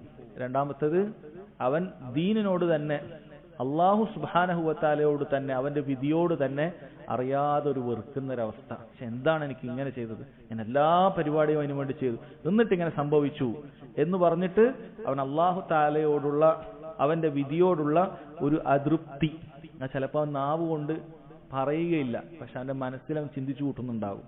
എന്നാൽ ചിലർ, അതിരുവിട്ട ചിലർ അത് നാവ് കൊണ്ട് തന്നെ പറയും. അങ്ങനെ തന്നെ പറയുന്ന പൊറുതികേട് കാണിക്കുന്ന ആളുകൾ ഉണ്ടാകും. അങ്ങനെ ഒന്നും ചെയ്യാൻ പാടില്ല. മറിച്ച് ഖദറുല്ലാഹ് വമാ ശാഅ ഫഅൽ എന്നാണ് വേണ്ടത്. ചിലർ അതിനെ ഖദറുല്ലാഹ് എന്നുള്ളത് ഖദ്ദറല്ലാഹ് വമാ ശാഅ ഫഅൽ എന്നും ലബ്ത് ചെയ്തിട്ടുണ്ട്. ഭൂരിഭാഗം ഹദീസിലും ഖദറുല്ലാഹ് വമാ ശാഅ ഫഅൽ എന്നാണ് വന്നിട്ടുള്ളത്. അതുകൊണ്ട് രണ്ടും പറയാവുന്നതാണ്. ഖദറുല്ലാഹ് വമാ ശാഅ ഫഅൽ എന്ന് ശദ്ദില്ലാതെ പറയലാണ് കൂടുതൽ നല്ലത് എന്ന് ചില പണ്ഡിതന്മാർ പറഞ്ഞിട്ടുണ്ട്. അപ്പൊ അതാണ് സഹോദരങ്ങൾ, ഈ ഹദീസ് ശരിക്കും ചിന്തിച്ചു നോക്കിയാൽ നമുക്ക് ഏതൊരു പ്രവർത്തനം നല്ല രീതിയിൽ ആരംഭിക്കാൻ നമുക്ക് പ്രോത്സാഹനവും അതിനുവേണ്ട ശർഈയായ പ്രോത്സാഹനം. മോട്ടിവേഷൻ സ്പീക്കേഴ്സിന്റെ കയ്യിൽ പല രൂപത്തിലുള്ള പ്രോത്സാഹനം ഉണ്ടാവും. അതിൽ അള്ളാഹിനുള്ള സഹായം തേടലൊന്നും ഉണ്ടാവില്ല. അലാമ യംഫൗക്കൊന്നും ഉണ്ടാവില്ല. ഉപദ്രവങ്ങളൊക്കെ അവർ പറഞ്ഞുതരും, അങ്ങനെ ചെയ്യും, ഇങ്ങനെ ചെയ്യണം. അത് കച്ചവടം ചെയ്യുന്നവർക്കാണെങ്കിൽ പോയിരുന്നോടത്ത് തന്നെ എല്ലാ രൂപത്തിലും പരീക്ഷന്റെ മേഖലയും എല്ലാ ടൈപ്പ് രൂപങ്ങളൊക്കെ അവർ പഠിപ്പിച്ചു തരും. പിന്നെ ഇതിൽ തന്നെ നിങ്ങളെ ഭരമേൽപ്പിക്കുന്ന അവസ്ഥ ഉണ്ടാക്കും. ഈ കാരണങ്ങൾ ഇതാണ് കാരണം എന്നുണ്ടാകും. അള്ളാഹിനുള്ള സഹായതേട്ടം, ഉപകാരപ്രദമായത് തേടാനുള്ള പറച്ചിൽ, ഇതൊന്നും അതിലുണ്ടാവുകയില്ല. നബി സല്ലല്ലാഹു അലൈഹി വസല്ലം ഏതൊരു കാര്യത്തിനും, ഈ ഹദീസിന്റെ പ്രത്യേകത ഏതാണ്, ഏത് കാര്യമാകട്ടെ നീ കാര്യങ്ങൾ ഒരുമിപ്പിച്ചു കഴിഞ്ഞാൽ നിനക്ക് വിജയത്തിലെത്താൻ സാധിക്കുക തന്നെ ചെയ്യും. അത് അള്ളാഹു സുബ്ഹാനഹു വ തആലയുടെ വഹീന്റെ അടിസ്ഥാനത്തിൽ പറയുന്ന കാര്യമാണ്. ഇനി എന്തെങ്കിലുമൊക്കെ ബാധിച്ചു കഴിഞ്ഞാൽ, നീ വിചാരിക്കാത്ത രൂപത്തിൽ ബാധിച്ചു കഴിഞ്ഞാൽ അപ്പോഴും നിനക്ക് പരിഹാരം ഈ ഹദീസിൽ തന്നെ ഉണ്ട്. നീ ഒന്നും പറയണ്ട. ഖദറുല്ലാഹ് മാ ശാഅ, അള്ളാഹ് ഖദർ അങ്ങനെ ആക്കിയത്. ഞാൻ എന്ത് പണിയെടുത്താലും പണിയെടുത്തിട്ടില്ലെങ്കിൽ അള്ളാഹ് അങ്ങനെ കണക്കാക്കി, ഇനി അതിന്റെ അപ്പുറത്തേക്ക് എന്ന് ആലോചിച്ചിട്ടും കാര്യമില്ല. കാരണം പലരും ഉണ്ട്, ഇന്ന ഹോസ്പിറ്റലിൽ പോയിരുന്നെങ്കിൽ രക്ഷപ്പെടുമായിരുന്നു, മരണപ്പെട്ടതിന് ശേഷം പറയാൻ അള്ളാഹു തആല കണക്കാക്കി ആ ഹോസ്പിറ്റലിൽ വെച്ച് മരിക്കണം എന്ന് റബ്ബിന്റെ കണക്കാണ്. ഇനി അങ്ങനെ ആയിരുന്നെങ്കിൽ ഇങ്ങനെ ആയിരുന്നു, ഇങ്ങനെ ആയിരുന്നെങ്കിൽ അങ്ങനെ ആയിരുന്നു എന്ന് പറഞ്ഞ് ആ ഖദറിനോടുള്ളൊരു അതൃപ്തിയും അതുപോലെ തന്നെ അങ്ങേയറ്റം ദുഃഖത്തിലെത്തുന്ന അവസ്ഥയും ഒന്നും ഉണ്ടാക്കാൻ പാടില്ല. ഏത് കാര്യത്തിലും നമ്മൾ പാലിക്കേണ്ട കാര്യം സഹോദരങ്ങളെ ഈ ഹദീസിൽ കൊടുത്തിട്ടുണ്ട്. അതിനുശേഷം പറഞ്ഞ അധ്യായം ബാബുൻ നഹി അൻ സബ്ബിർ റീഹ്, കാറ്റിനെ ചീത്ത പറയുന്നത് വിലക്കിയിട്ടുള്ള കാര്യം. അതിന്റെ വിധി തന്നെ വന്നിട്ടുണ്ട്. കാറ്റിനെ ചീത്ത പറയാൻ പാടില്ല എന്ന വിലക്കുണ്ട് എന്ന് തന്നെ പറഞ്ഞിട്ടുണ്ട്. കാരണം അതിൽ ഇനി വേറെ തഫ്സീലൊന്നുമില്ല. അതിൽ ചീത്ത പറയാൻ പറ്റുന്ന അവസ്ഥ അങ്ങനെയൊന്നുമില്ല. നേരത്തെ നമ്മൾ ലൗവിന്റെ വിഷയത്തിൽ പറഞ്ഞു. അപ്പോൾ ചില സമയത്ത് അദ്ദേഹം അതിന്റെ ഹുക്മ് കൂടി പറയും, കാരണം ആ ഒറ്റൊരു ഹുക്മേ അതിനുണ്ടാവുള്ളൂ. ഇനി അതല്ല, ലൗ എന്നുള്ള കാര്യത്തിന് 2-3 ഹുക്കുമുള്ളത് കൊണ്ട് അദ്ദേഹം ബാബു നഹി അനിൽ ലൗ എന്നൊന്നും പറഞ്ഞിട്ടില്ല, ബാബു മാ ജാഅ ഫിൽ ലൗ എന്നാണ് അവിടെ പറഞ്ഞിട്ടുള്ളത്. അപ്പോൾ ബാബു നഹി അൻ സബ്ബിർ റീഹ്, കാറ്റിനെ ആക്ഷേപിക്കുന്നത് വിലക്കിക്കൊണ്ടുള്ള അധ്യായം എന്നാണ് പറയുന്നത്. അപ്പൊ കാറ്റിനെ ആക്ഷേപിക്കുന്നത് എല്ലാ നിലക്കും ഹറാമായ കാര്യമാണ്. എന്നാൽ അത് പല ദർജയിലുണ്ട്. കാറ്റിനെ പൊതുവായി ഒരാൾ ആക്ഷേപിക്കാൻ, ശക്തമായ കാറ്റ് വരുന്ന സമയത്ത് നശിച്ച കാറ്റ് അങ്ങനെയുള്ള രൂപത്തിലൊക്കെ സംസാരിക്കുക എന്ന് പറയുന്നത് ഹറാമായ കാര്യമാണ്, യാതൊരു സംശയവും അതിലില്ല. ഹദീസ് ഇൻഷാ അല്ലാഹ് വായിക്കും. ഇനി രണ്ടാമത്തെ സമയത്ത്, കാറ്റിനെ ആക്ഷേപിക്കുന്ന സമയത്ത് കാറ്റാണ് ഇതെല്ലാം നിയന്ത്രിക്കുന്നത് എന്ന വിശ്വാസത്തിലാണ് ഒരാൾ പറയുന്നത് എങ്കിൽ അത് കേവലം ഹറാമല്ല, മറിച്ച് അത് റുബൂബിയത്തുള്ള ശിർക്കാണ്. കാരണം അല്ലാഹു സുബ്ഹാനഹു വ തആലയുടെ പ്രവർത്തനമാണ് കാറ്റിനെ എല്ലാം തദ്ബീർ, അള്ളാഹുവാണ് മുദബ്ബിർ, അതിനെല്ലാം നിയന്ത്രിക്കുന്നവൻ അള്ളാഹുവാണ്, കാറ്റിനെ അയച്ചവൻ അള്ളാഹുവാണ്. അപ്പോൾ കാറ്റാണ് ഇതെല്ലാം, അല്ലെ? അങ്ങനെ പറയുന്ന ആൾക്കാർ നമ്മൾ നേരത്തെ പറഞ്ഞതാണ്, പ്രകൃതിയാണ് എല്ലാം ചെയ്യുന്നത്. അതുപോലെ കാറ്റും പ്രകൃതിയിൽപ്പെട്ടതാണ്. അപ്പൊ കാറ്റാണ് ഇത് വരുത്തി വെച്ചത് എന്ന രൂപത്തിലാണ് പറയുന്നത് എങ്കിൽ അത് റുബൂബിയത്തിലുള്ള ഒരു ഷിർക്കാണ്. അത് പൊതുവെ മുസ്ലിമീങ്ങളുടെ വായിൽ നിന്നുണ്ടാവുകയില്ലെങ്കിലും കുഫാറുകൾ അവർ അങ്ങനെയുള്ളൊക്കെ ചിലപ്പോൾ പറയാറുണ്ട്. മൂന്നാമത്തത്, അത് അപകടം പിടിച്ച ഒരു കാര്യമാണ്. കാറ്റിനെ ചീത്ത പറയുമ്പോൾ കാറ്റിനെ ആരാണോ അയച്ചത് അത് അറിഞ്ഞുകൊണ്ട് തന്നെ ആ കാറ്റിനെ അയച്ചവനെ, അള്ളാഹുവിനെ ഒരാൾ ചീത്ത പറയുന്നുണ്ട് എങ്കിൽ അത് കുഫറാണ്, യാതൊരു സംശയവും അതില്ല. അപ്പൊ ഈ 3 രൂപത്തിൽ കാറ്റിനെ ചീത്ത പറയുന്ന അവസ്ഥകൾ ഉണ്ടാകാറുണ്ട്. കാറ്റ് സഹോദരങ്ങൾ അല്ലാഹു സുബ്ഹാനഹു വ തആലയുടെ ദൃഷ്ടാന്തങ്ങളിൽ വലിയ ഒരു ദൃഷ്ടാന്തമാണ്. അള്ളാഹുവിന്റെ സൈന്യങ്ങളിൽ ഒരു സൈന്യമാണ് കാറ്റെന്നുള്ളത്. അള്ളാഹു എത്രമാത്രം കഴിവുള്ളവനാണ്, അവന്റെ ഖുദ്റത്തും അതുപോലെ അവന്റെ അളമത്തുമൊക്കെ മഹത്വമൊക്കെ എത്ര വലുതാണ് എന്ന് അറിയിച്ചു തരുന്ന അവന്റെ സൈന്യങ്ങളിൽ ഒരു സൈന്യമാണ് കാറ്റെന്ന് പറയുന്നത്. കാരണം മനുഷ്യനെ സംബന്ധിച്ചിടത്തോളം ഒരു നിലക്കും അവന്റെ എന്ത് ആധുനിക ടെക്നോളജികൾ അവൻ കണ്ടുപിടിച്ചാലും ഒരു നിലക്കും ഒരു ചെറിയൊരു പ്രതിരോധം പോലും ഈ കാറ്റിന്റെ മുന്നിൽ അവന് തീർക്കാൻ സാധിക്കാറില്ല എന്നുള്ളത് വലിയ നമുക്ക് മനസ്സിലാകുന്ന കാര്യമാണ്. അതുകൊണ്ടാണ് ലോകത്തെ ഏറ്റവും വലിയ ശക്തികളായ രാജ്യങ്ങൾ പോലും അവരുടെ എല്ലാ കയ്യിലും ചന്ദ്രനിലും ലോകത്ത് എവിടെ പോകാനുള്ള ടെക്നോളജികളും അങ്ങനെ എല്ലാ രൂപത്തിലുള്ള സൈന്യങ്ങളും ശക്തികളും ഒക്കെ ഉണ്ടായിട്ടും, അല്ലെ, പറയുന്ന രാജ്യങ്ങൾ നിങ്ങൾക്കറിയാം, അവിടെ കാറ്റുകൾ അടിക്കുമെന്നുള്ളത് അവർക്ക് കാലാവസ്ഥ പ്രവചനങ്ങൾ വഴി വിവരം കിട്ടിയിട്ട് പോലും അത് വരുന്നത് കാത്തു നിൽക്കുക, വന്ന നാശനഷ്ടങ്ങൾ ഉണ്ടാകുന്നത് കാത്തു നിൽക്കുക, അത് കണ്ടിരിക്കുക, എന്നല്ലാതെ അതിനപ്പുറത്തൊന്നും അവർക്ക് ചെയ്യാൻ സാധിക്കുകയില്ല. അവർക്ക് ഈ കാലാവസ്ഥ ഒക്കെ നോക്കിയിട്ട്, കാരണം അല്ലാഹു സുബ്ഹാനഹു വ തആല അങ്ങനെ കാരണങ്ങൾ വെച്ചിട്ട് തന്നെയാണ് ഇതെല്ലാം അയക്കുന്നത്, അതിന്റെ പടിപടിയായിട്ടായിരിക്കും. അപ്പൊ ഈ കാര്യങ്ങളൊക്കെ വെച്ച് അവർ പറയും, ഇതാ ജൂലൈ 28 മുതൽ 29, 30 വരെ ശക്തമായ കാറ്റായിരിക്കും, ഇത്ര കിലോമീറ്റർ സ്പീഡിൽ അടിക്കും എന്നൊക്കെ പറയും. അങ്ങനെ പറഞ്ഞിട്ടും അതിനൊന്നും ചെയ്യാൻ അവർക്ക് സാധിക്കുകയില്ല.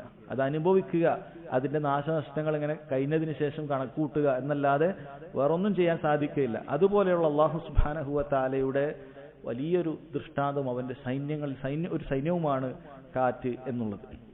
ഇനി ആ കാറ്റിനെ കുറിച്ചിട്ട് ഈ അധ്യായത്തിൽ ചർച്ച ചെയ്യുന്നത് ബാബു നഹി അൻ സബ്ബിർ റീഹ്, അതിനെ ചീത്ത പറയുക എന്നുള്ളതാണ്. എന്നാൽ കാറ്റിനെ കുറിച്ച് ഒരാൾ ഇങ്ങനെ പറയാണ്, ശക്തമായ കാറ്റായിരുന്നു, ആ ശക്തമായ കാറ്റിൽ ഇത്രയും മരങ്ങൾ കടപുഴകി എന്നൊക്കെ ഒരാൾ പറയുന്നത് തെറ്റില്ല, അതിൽ ചീത്ത പറയലൊന്നുമില്ല. ശക്തമായ കാറ്റിൽ ഇങ്ങനെ സംഭവിച്ചു, വീടൊക്കെ പൊളിഞ്ഞുപോയി എന്ന് പറയുന്നത് അതിന് ചീത്ത പറയലല്ല, സാധാരണ അതിനൊരു കാര്യം അറിയിക്കലാണ്. എന്നാൽ കാറ്റിനെ ശപിച്ചുകൊണ്ട് കാറ്റിനെ എന്തെങ്കിലും രൂപത്തിലൊക്കെ സംസാരിക്കുക, അതിനെ മോശം പറയുക എന്നുള്ളത് അത് ഒക്കെ ഈ പറഞ്ഞ ഹറാമായ കാറ്റിനെ ചീത്ത പറയുക എന്നുള്ളതിൽ വരും. അപ്പൊ അതിന് തെളിവായി അദ്ദേഹം ഹദീസ് കൊടുത്തിട്ടുണ്ട്. ഇമാം തിർമിദി കൊടുത്തു, അദ്ദേഹം സഹീഹാണെന്ന് പറഞ്ഞു. അതുപോലെ ഷെയ്ഖ് നാസറുദ്ദീൻ അൽബാനി റഹിമഹുല്ലാഹ് സഹീഹ് ആണെന്ന് വിധി നൽകിയ ഹദീസാണ്. ഉബൈ ഇബ്നു കഅബ് റളിയല്ലാഹു അൻഹു അദ്ദേഹം പറയുകയാണ്, അന്ന റസൂലുള്ളാഹി സ്വല്ലല്ലാഹു അലൈഹി വസല്ലം ഖാൽ ലാ തസുബ്ബുർ റീഹ്, നിങ്ങൾ കാറ്റിനെ ചീത്ത പറയാൻ പാടില്ല. ഫഇദാ റഅയ്തും മാ തക്റഹൂൻ, കാരണം ചീത്ത പറയാൻ കാരണം ചില കാര്യങ്ങളുണ്ട്. കാരണം കാറ്റുകൊണ്ട് നമ്മളെ വേണ്ട വീടൊക്കെ പൊളിഞ്ഞു, അല്ലെ, നമ്മളെ കഷ്ടപ്പെട്ടുണ്ടാക്കിയ വീടൊക്കെ ആയിരിക്കും അത് പൊളിഞ്ഞു, അല്ലെങ്കിൽ നമ്മൾ ഒരുപാട് കൃഷിയായിരിക്കും, അതൊക്കെ ആകെ നാശനഷ്ടങ്ങൾ സംഭവിക്കും, അങ്ങനെ പലതും സംഭവിക്കും, അത് ഉള്ളതാണ്. അതുകൊണ്ടാണ് നബി സല്ലല്ലാഹു അലൈഹി വസല്ലം പറഞ്ഞത് ഫഇദാ റഅയ്തും മാ തക്റഹൂൻ, നിങ്ങൾക്ക് വെറുപ്പുണ്ടാകുന്ന, നിങ്ങൾക്ക് പ്രയാസമുണ്ടാകുന്ന കാര്യങ്ങൾ നിങ്ങൾ കണ്ടാൽ എന്താണ് നിങ്ങൾ പറയേണ്ടത്? ഫഖൂലു അല്ലാഹുമ്മ ഇന്നാ നസ്അലുക മിൻ ഖൈരി ഹാദിഹി റീഹ്, അല്ലാഹുവേ ഈ റീഹിന്റെ നന്മയിൽ നിന്ന്, നമ്മൾ എത്ര ഭയങ്കരമായ കാറ്റായാലും അതിൽ ചില നന്മകളൊക്കെ ഉണ്ടാവും നമുക്കറിയാത്തതാണ്, അപ്പൊ അതിന്റെ നന്മയിൽ നിന്ന് റബ്ബേ നീ ചോദിക്കണം. വ ഖൈരി മാ ഫീഹ, അതിലെന്തൊക്കെയാണോ നന്മകൾ കൊണ്ടുവരുന്നത് അതിൽ നിന്നും ചോദിക്കണം. വ ഖൈരി മാ ഉമിറതു ബിഹി, അതെന്തൊക്കെ നന്മകൾ കൊണ്ടാണോ കൽപ്പിക്കപ്പെട്ടത്, കാരണം അള്ളാഹു കൽപ്പിച്ചത് കൊണ്ടാണ് ഇത് വരുന്നത്, അതിന്റെ നന്മയിൽ നിന്നും ചോദിക്കുന്നു. അപ്പൊ ആ കാറ്റുകൊണ്ട് ഒന്നാകെ ഒരു രക്ഷതട്ടം മാത്രമല്ല, കാരണം അത്ര ശക്തമായ കാറ്റുണ്ടായാലും അതിലൊക്കെ ഒരുപാട് ഖൈറുണ്ടാകും. മനുഷ്യലോകത്തിന് നമ്മുടെ ജീവിതത്തിനൊക്കെ ഒരുപാട് ഖൈർ ആ കാറ്റ് കൊണ്ടുവരുന്നുണ്ടാകും, നമുക്കറിയില്ല. ആ എന്തൊക്കെ ഖൈറുണ്ടോ അതെല്ലാം റബ്ബിനോട് ചോദിച്ചു. വനഊദു ബിക മിൻ ശർരി ഹാദിഹി റീഹ്, അതുപോലെ ഈ കാറ്റ് കൊണ്ടുണ്ടാകുന്ന ഒരുപാട് നാശനഷ്ടങ്ങളൊക്കെ നമ്മളെ സംബന്ധിച്ചിടത്തോളം ഷർറാണ്. അതുകൊണ്ട് റബ്ബേ അതിൽ നിന്ന് നമ്മൾ രക്ഷ ചോദിക്കുകയാണ്, നമുക്കങ്ങനെ ഷർറൊന്നും ഉണ്ടാവല്ലേ. വശർരി മാ ഫീഹ വശർരി മാ ഉമിറതു ബിഹി, അത് എന്ത് ഷർറാണ് കൊണ്ടുവരുന്നത്, എന്തൊക്കെ ഷർറ് കൊണ്ടാണ് അത് കൽപ്പിക്കപ്പെട്ടത്, ഇതൊക്കെ റബ്ബെ നീ നീക്കിത്തരണം എന്ന് പറഞ്ഞ് നമ്മൾ രക്ഷ തേടുകയാണ് എന്നാണ്. അതല്ലാതെ കാറ്റിനെ പഴിക്കാൻ പാടില്ല എന്നുള്ളതാണ്. അതല്ലാതെ കാറ്റിനെ പഴിക്കാൻ പാടില്ല. അത് വളരെ കൃത്യമായിട്ട് ഈ ഹദീസിൽ സഹോദരങ്ങൾ പറഞ്ഞിട്ടുണ്ട്. അപ്പൊ അതുപോലെ വേറെ പല ഹദീസുകളിലും ഈ കാര്യങ്ങൾ ചെറിയ വ്യത്യാസത്തോടു കൂടിയൊക്കെ വന്നിട്ടുണ്ട്. അപ്പൊ ചുരുക്കം, കാറ്റ് വരുന്ന സമയത്ത് നമ്മൾ ഈ പ്രാർത്ഥന പഠിക്കുകയും അത് പറയുകയുമാണ് ചെയ്യേണ്ടത്. ഇതേത് കാറ്റാണ്? ശക്തമായ കാറ്റാണ്, അതല്ല സാധാരണ കാറ്റല്ല. അത് പ്രത്യേകം മനസ്സിലാക്കാൻ. എന്നും കാറ്റുണ്ട്, അപ്പൊ എല്ലാ കാറ്റടിക്കുമ്പോഴും പറയേണ്ട ഒരു ദുആയല്ല, മറിച്ച് ശക്തമായ ഒരു പ്രയാസം സൃഷ്ടിക്കുന്ന കാറ്റ് വരുമ്പോഴാണ് ഇത് പ്രാർത്ഥിക്കേണ്ടത്. നബി സല്ലല്ലാഹു അലൈഹി വസല്ലം അങ്ങനെയുള്ള സമയത്തെ ഇത് പ്രാർത്ഥിച്ചിട്ടുള്ളൂ. അതല്ലായെങ്കിൽ എപ്പോഴും കാറ്റുണ്ട്, അപ്പൊ ആ സമയത്തൊന്നും ഇത് പ്രാർത്ഥിച്ചിട്ടില്ല. അതുപോലെ ഈ ഹദീസിലുള്ള തൗഹീദിന്റെ പാഠം, അല്ലാഹു സുബ്ഹാനഹു വ തആല ഇങ്ങനെ ശക്തമായ കാറ്റ്, ആടിയുലയുന്ന കാറ്റ് അടിക്കുന്ന സമയത്ത് ആരോടാണ് പ്രാർത്ഥിക്കാൻ പറഞ്ഞത്? അല്ലാഹു സുബ്ഹാനഹു വ തആലയോടാണ്.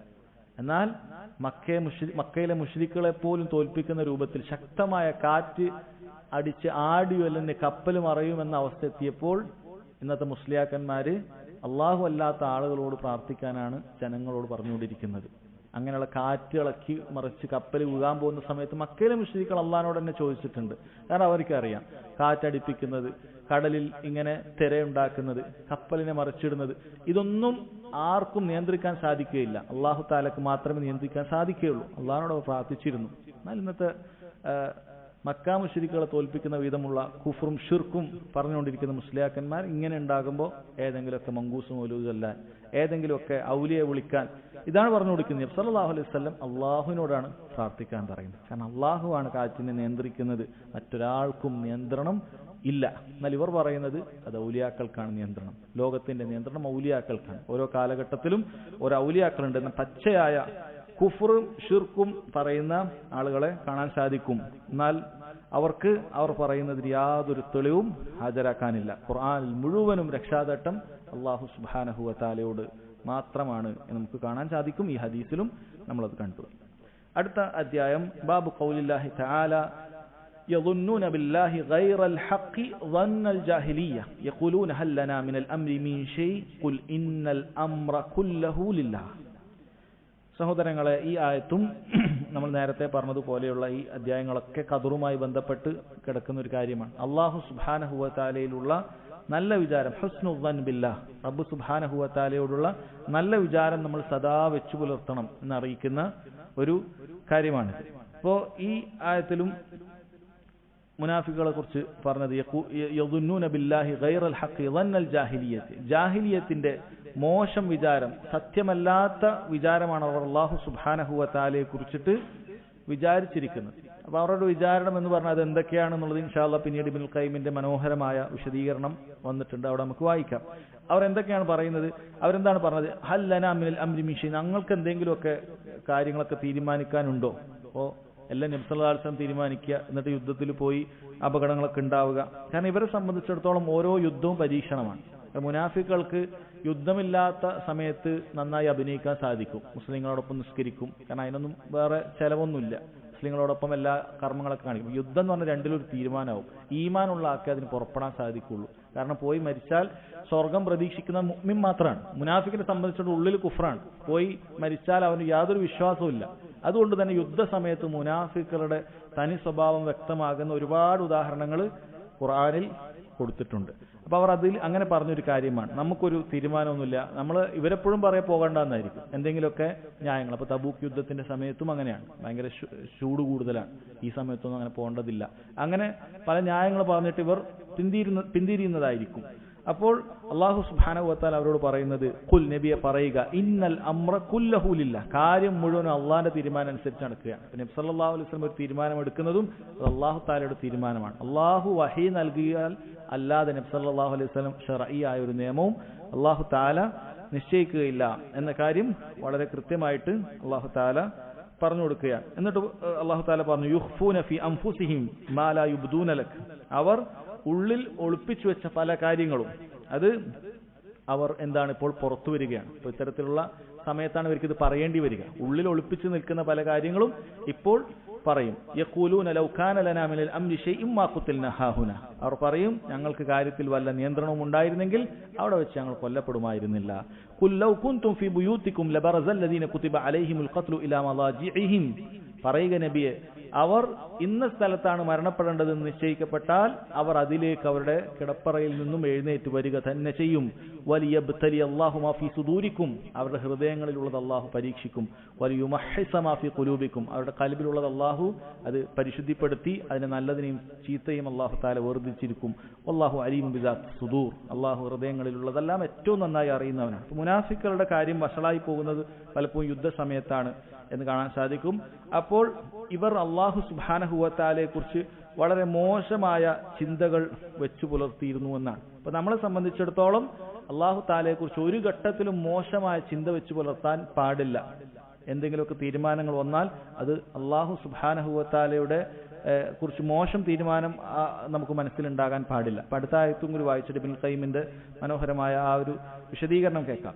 വഖൗലിഹി തആല അല്ലാഹുന്നീന ബില്ലാഹി വന്നസ്സു അലൈഹിം ദാഇറത്തുസ്സു, അല്ലാഹു സുബ്ഹാനഹു വ തആല മുനാഫിക്കുകളെ കുറിച്ച് തന്നെ പറഞ്ഞതാണ്.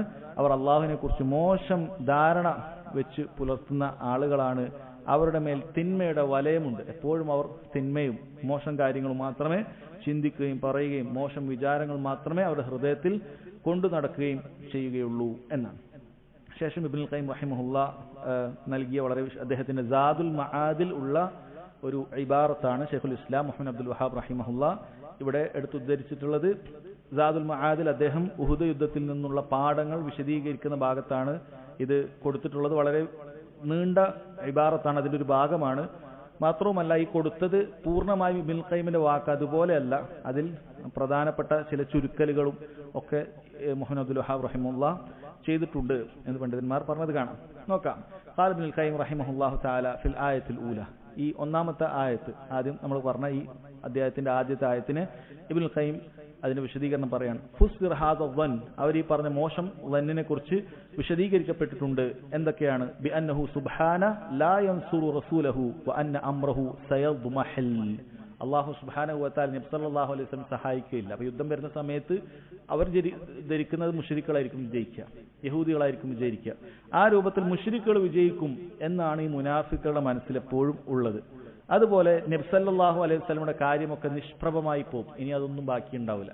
ഇങ്ങനെ ഇസ്ലാം എങ്ങനെ ഇനി വികസിക്കുക, ഇസ്ലാമിനൊരു ഭാവി, അതൊന്നും മുനാഫിക്കുകൾ കണ്ടിരുന്നില്ല എന്നാണ്. ഇസ്ലാം ഇതോടെ കഴിഞ്ഞു, യുദ്ധത്തോടുകൂടി ഇസ്ലാമൊക്കെ പരാജയപ്പെട്ടു, മുസ്ലിങ്ങൾക്ക് ഇനിയൊരു നിലനിൽപ്പൊന്നും ഇല്ല എന്ന മോശം വിചാരമാണ് അത് എന്ന് വിശദീകരിക്കപ്പെട്ടിട്ടുണ്ട്. വഫുസ്സിറ, അവരെ വിശദീകരിക്കപ്പെട്ട ഈ മോശം ധാരണ വേറൊരു നിലക്ക് അന്നമ അസാബഹും ലം യകുൻ ബിഖദരില്ലാഹി വഹിക്മതിഹി, അവരെ ബാധിച്ച കാര്യങ്ങളൊന്നും അള്ളാന്റെ ഖദറും ഹിക്മത്തൊന്നും കൊണ്ടുണ്ടായതല്ല എന്നാണ്. അപ്പൊ ഖദരിയാക്കളുടെ വിശ്വാസം അങ്ങനെയാണ്. ഖദരിയാക്കൾ എന്തെങ്കിലുമൊക്കെ പ്രവർത്തനമൊക്കെ നടന്നു കഴിഞ്ഞാൽ അവർക്ക് ഇഷ്ടപ്പെടാത്ത ഇതൊന്നും അള്ളാഹ് തീരുമാനിച്ചതല്ല. അപ്പൊ അള്ളാഹു സുബ്ഹാനഹു വ തആല അങ്ങനെ നേരത്തെ കൂട്ടി അറിഞ്ഞ് തീരുമാനിക്കുന്ന പരിപാടി ഇല്ല, കാര്യങ്ങൾ അപ്പം സംഭവിക്കുന്നതാണ്. അപ്പൊ അള്ളാഹു സുബ്ഹാനഹു വ തആല അങ്ങനെ തീരുമാനിച്ചല്ല, കാരണം അവർക്കത് ഉൾക്കൊള്ളാൻ പറ്റുന്നില്ല, അവർ യുക്തിയാണ്. എന്തെങ്കിലുമൊക്കെ മോശമായി ആളുകൾ ഇന്നും ആ ഖദരിയാക്കളുടെ വാദം പലപ്പോഴും പലയിടത്തും പറയുന്നതാണ്. അപ്പൊ അള്ളാഹു ഉദ്ദേശിച്ചിട്ടുണ്ടെങ്കിൽ ഫലസ്തീൻ എങ്ങനെ ഒരു അപകടം ഉണ്ടാവുമോ, അപ്പൊ അങ്ങനെ എന്ന് പറഞ്ഞിട്ട് അത് അള്ളാഹുലേക്ക് ചേർക്കാൻ പറ്റൂല. അതായത് അവിടെ സംഭവിക്കുന്നതൊന്നും എന്തോ അള്ളാഹു അറിയാതെ ശത്രുക്കൾ അള്ളാഹു സുബ്ഹാനഹു വ തആലയുടെ മേൽക്കോയ്മ നേടി എന്തോ നേടിയതുപോലെ, നഊദു ബില്ലാഹ്, ആ രൂപത്തിലാണ്. അപ്പൊ അള്ളാഹു അറിഞ്ഞിട്ട് നടക്കുന്നതല്ല, അള്ളാഹു അറിഞ്ഞിട്ട് നടക്കുന്നതാണിത് എന്ന് വിശ്വസിക്കാൻ ചിലർക്കൊക്കെ പ്രയാസം, അതങ്ങനെ വിശ്വസിക്കില്ല. അപ്പൊ അള്ളാഹിന്റെ ഹിക്മത്തും ഖദറൊന്നും കൊണ്ട് നടന്നതല്ല എന്ന് പറയുന്ന ഖദരിയാക്കളുടെ വാദം, ആ ചിന്ത വളരെ മോശം ചിന്തയാണ്. നമ്മൾ വിശ്വസിക്കേണ്ടത് ഇത് മുഴുവനും അള്ളാഹു സുബ്ഹാനഹു വ തആല ഉദ്ദേശിച്ചത് കൊണ്ട്, അള്ളാഹു തആല തീരുമാനിച്ചത് കൊണ്ട് മാത്രം ഉണ്ടായിട്ടുള്ളതാണ്. അള്ളാഹുവിന്റെ തീരുമാനത്തെ കവച്ചു വെച്ച് ആരും തീരുമാനിച്ചുണ്ടാക്കിയതല്ല. അല്ലാഹു തആല അവിടെ മുസ്ലിമീങ്ങളെ സംരക്ഷിക്കണം എന്ന് ഉദ്ദേശിക്കുക, അവിടെ ഒരാളും കൊല്ലപ്പെടരുത് എന്ന് അള്ളാഹു ഉദ്ദേശിക്കുക, എന്നിട്ട് അതിനെ വെല്ലുവിളിച്ചുകൊണ്ട് മറ്റൊരാൾ അവിടെ വന്ന് ഇതെല്ലാം ഇല്ലാതാക്കുക. അങ്ങനെ ഒരിക്കലും ചിന്തിച്ചു പോകാൻ പാടില്ല. അദ്ദേഹം അവസാനം പറയുന്നുണ്ട്, സാധാരണക്കാരായ പലരുടെ ഹൃദയത്തിലും ഇങ്ങനെ ചിന്തകൾ ഉണ്ടാകാറുണ്ട് എന്നുള്ളത്. വഫുസ്റ ബി ഇൻകാരിൽ ഹിക്മ, അള്ളാഹുവിന്റെ ഹിക്മത്തിനെ നിഷേധിച്ചുകൊണ്ടുള്ള ഇതിനെയാണ് ഈ മോശം ധാരണ എന്ന് വിശദീകരിക്കപ്പെട്ടിട്ടുണ്ട്. വ ഇൻകാരിൽ ഖദർ, അള്ളാഹുവിന്റെ ഖദറിനെ നിഷേധിച്ചുകൊണ്ടാണ്. വ ഇൻകാരി അൻ യതിമ്മ അംറു റസൂലിഹി വ യുദ്ഹിറഹു അല്ലാഹു അലദ്ദീനി കുല്ലിഹി, റസൂലിന്റെ കാര്യങ്ങളെല്ലാം പൂർത്തീകരിക്കപ്പെടുകയില്ല എന്നും ദീനുൽ ഇസ്ലാം മറ്റു മതങ്ങൾക്ക് മേൽക്കോയ്മ നേടുകയില്ല എന്നൊക്കെ മുനാഫികൾ അന്ന് വിചാരിച്ചിട്ടുണ്ട്. പക്ഷെ കാര്യം എന്താണ് ഉണ്ടായിട്ടുള്ളത് നമുക്കറിയാം. ഇസ്ലാം ലോകത്ത് മുഴുവൻ വികസിച്ചു. അന്ന് ഇത് ഇവർ ചിന്തിക്കുന്ന സമയത്ത് മദീനയിലാണ് ഇസ്ലാം ഉള്ളത്. നബി സല്ലല്ലാഹു അലൈഹി വസല്ലം ഭരണം മദീനയിൽ മാത്രമാണ്, വേറെ എവിടെ എത്തിയിട്ടില്ല. പിന്നീട് ഖലീഫമാരുടെ കാലത്ത് തന്നെ ഉസ്മാൻ ബിൻ അഫ്ഫാനിന്റെയും അലി റളിയല്ലാഹുവിന്റെ കാലത്ത് തന്നെ ലോകം മുഴുവൻ ഏകദേശം ഇസ്ലാമിന്റെ കാൽ കീഴിലായി. ഇസ്ലാം മുഴുവൻ വികസിക്കുന്ന അവസ്ഥയുണ്ടായി. പക്ഷെ എന്താണ് അന്ന് ഈ മുനാഫികൾ വിചാരിച്ചത്, ഈ യുദ്ധം വന്നപ്പോ മുശ്രിക്കുകളെടുത്താണല്ലോ ശക്തിയും കഴിവും എല്ലാം ഉള്ളത്. ഇത് ദരിദ്രർ, ഒന്നുമില്ലാത്ത ആളുകൾ, കുറെ രോഗമൊക്കെ വന്ന് പ്രയാസമൊക്കെ വന്ന് ഒന്നുമില്ല, അൻസാറുകളും മുഹാജിറുകളൊക്കെ ആയിട്ടുള്ള ആളുകൾ, കുറച്ച് പണക്കാരുണ്ട്, ബാക്കിയൊക്കെ സാധുക്കൾ, ഇവർ നശിച്ചത് തന്നെ എന്നാണ് അവർ വിചാരിച്ചത്. എന്നിട്ട് അദ്ദേഹം പറയുന്നു, വഹാദാ ഹുവ ളന്നു സൗ അല്ലദീ ളന്നഹുൽ മുനാഫിഖൂന വൽ മുശ്രികൂന ഫീ സൂറത്തുൽ ഫത്ഹ്. സൂറത്തുൽ ഫത്ഹിൽ ഈ ഒരു ളന്നിനെ കുറിച്ച് പറയുന്നുണ്ട്. അതാണ് മുനാഫിഖുകളും മുശ്രിക്കുകളൊക്കെ ഈ ഒരു വിചാരിച്ചതാണ് അവിടെ പറയുന്നത്. വഇന്നമാ കാന ഹാദാ ളന്നു സൗഇ ലിഅന്നഹു ളന്നു ഗൈറു മാ യലീഖു ബിഹി സുബ്ഹാന വമാ യലീഖു ബിഹിക്മതിഹി വഹംദിഹി വവഅദിഹി സ്സാദിഖ്. കാരണം ഇങ്ങനെയുള്ള മോശം ധാരണ വെക്കുന്നതിന്റെ അപകടം എന്താണ്? കാരണം അതൊരിക്കലും അള്ളാഹു സുബ്ഹാനഹു വ തആലക്ക് യോജിക്കുകയില്ല. അള്ളാഹു തആല ഈ ദീനുൽ ഇസ്ലാം റബ്ബിന്റെ മതമാണ്. അപ്പൊ ആ ദീൻ അനുസരിച്ച് ജീവിക്കുന്ന ആളുകൾ പരാജയപ്പെട്ടു പോകുക, അവർക്കൊരു മേൽക്കോയ്മ ഇല്ലാതിരിക്കുക, അവർ ഒരിക്കലും വിജയിക്കാതിരിക്കുക എന്നുള്ളത് ഒരാൾ ധരിക്കുക എന്ന് പറയുന്നത് അത് അള്ളാഹു സുബ്ഹാനഹു വ തആലയുടെ മഹത്വത്തിന് നിരക്കാത്ത കാര്യമാണ്. നമ്മൾ മനസ്സിലാക്കേണ്ടത്, നമുക്ക് എവിടെയെങ്കിലും ഒക്കെ പരാജയം അനുഭവിക്കേണ്ടി വന്നിട്ടുണ്ടെങ്കിൽ നമ്മൾ മനസ്സിലാക്കേണ്ടത് നമ്മുടെ കുറവ് കൊണ്ട് സംഭവിക്കുകയാണ്. കാരണം അള്ളാഹു സുബ്ഹാനഹു വ തആല ഏറ്റെടുത്ത ദീനാണിത്. ഇതിലെവിടെയെങ്കിലൊക്കെ പരാജയം ഉണ്ടെങ്കിൽ നമ്മൾ തിരിഞ്ഞു നോക്കേണ്ടത് നമ്മുടെ അടുത്ത് കുറവുണ്ട് എന്നാണ്. അതാണ് നമ്മൾ മനസ്സിലാക്കേണ്ടത്. നമ്മുടെ കുറവുകൾ കാരണത്താലാണ് നമുക്ക് വേണ്ടത്ര വിജയം ലഭിക്കാതെ പോയത്. ഇത് ചരിത്രം കൊണ്ട് നമുക്കറിയുന്ന കാര്യമാണ്. കാരണം എപ്പോഴെല്ലാം മുസ്ലിമീങ്ങൾക്ക് ഇസ്സത്തുണ്ടായി അവരുടെ ദീനിൽ, അപ്പോൾ അള്ളാഹു സുബ്ഹാനഹു വ തആല വിജയം നൽകിയിട്ടുണ്ട്.